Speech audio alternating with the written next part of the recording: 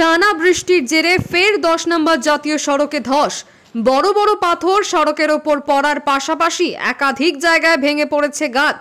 এই অবস্থায় শিলিগুড়ি কালিম্পং, শিলিগুড়ি সিকিমের মধ্যে যোগাযোগ কার্যত বিচ্ছিন্ন হয়ে পড়েছে।